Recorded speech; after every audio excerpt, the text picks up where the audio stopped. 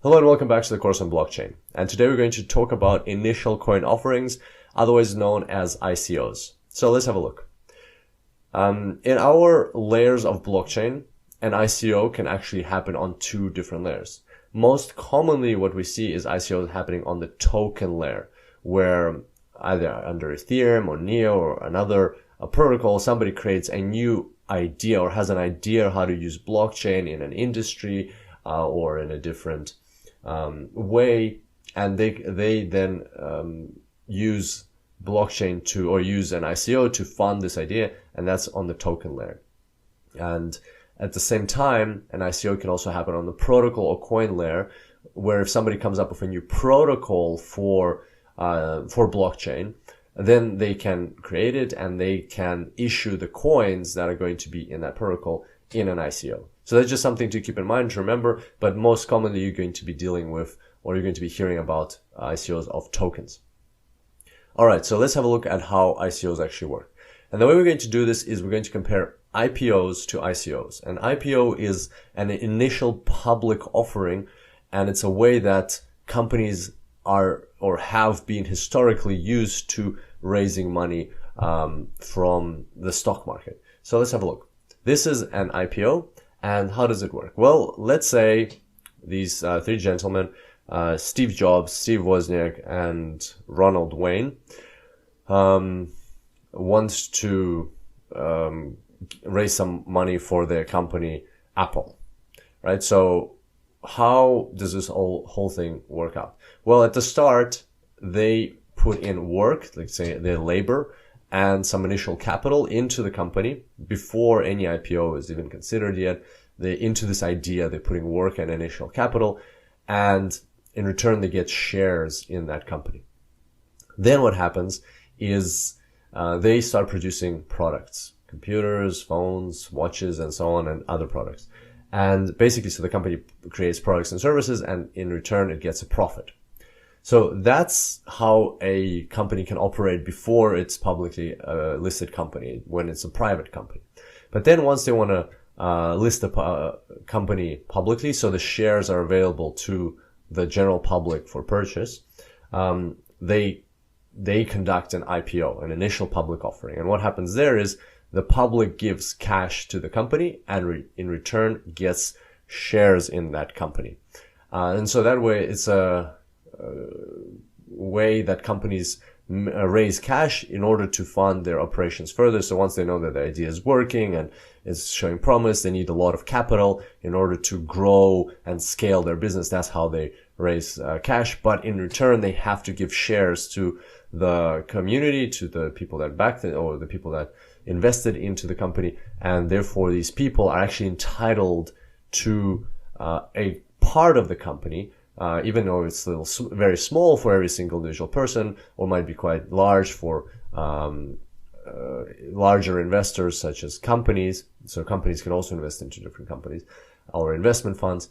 So with that entitlement to part of the company, what comes also is some control, and also what comes is some share of profit. So if the founders or the people over here, they want to pay themselves a part of the profit, now they can't just pay themselves, they have to pay shares to the public. That's just like a very basic overview. It's of course much more complex than that, but in general, this is kind of the idea behind an IPO. Now let's have a look at an ICO. What happens there? Well, the start is very similar. So the founders, they create a company. Let's say this is happening in a parallel universe, so that these companies are not related, don't even exist in the same world. And so the founders create a company, they invest their work or labor and initial capital, they get shares, they create products and services which generate profit. And then at some point they decide that they want to raise some more capital. They need more money to scale their idea, to scale their business.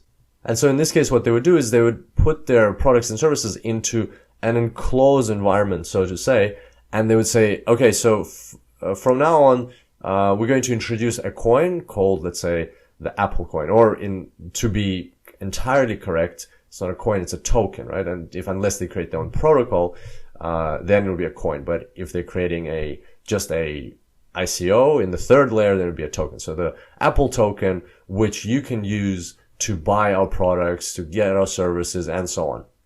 And you can always exchange US dollars for Apple tokens.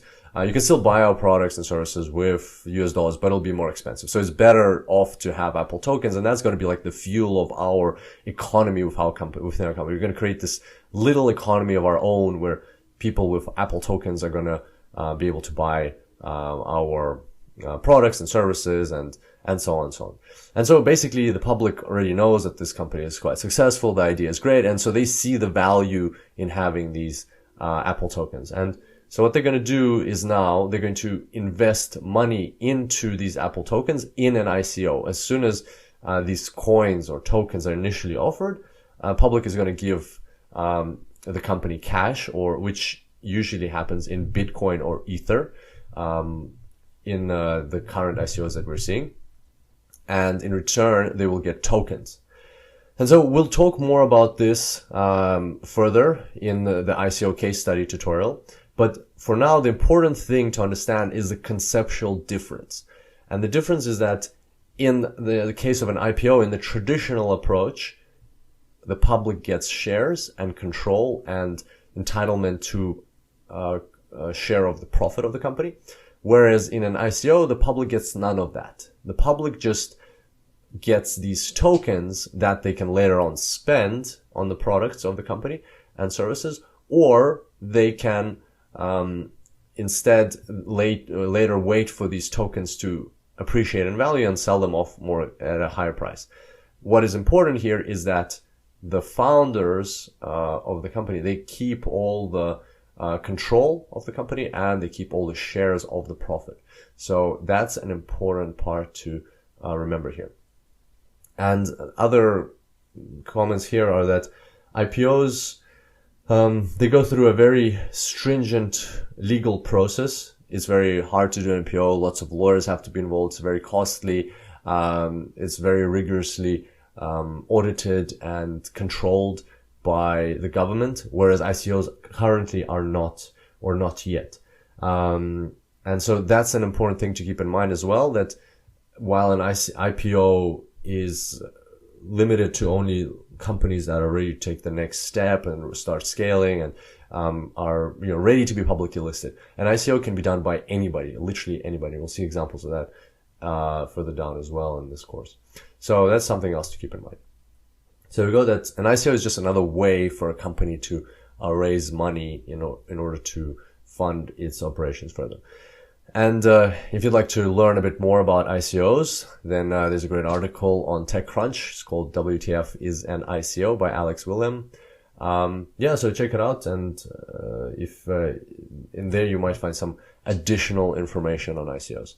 And on that note, we're going to wrap up today's tutorial. I look forward to seeing you in the next one, where we're going to continue this journey into the world of initial coin offerings. Until then, enjoy blockchains.